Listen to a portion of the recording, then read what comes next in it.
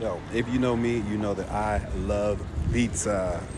Before I was the sophisticated world traveler that I am today, whenever I used to go to a new country, I would only eat pizza.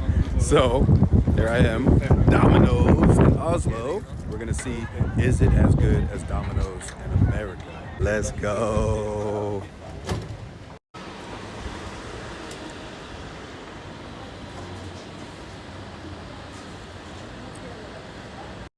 Since when did Domino's get blue boxes? Look at that. And they also have these boxes here. My pizza getting ready.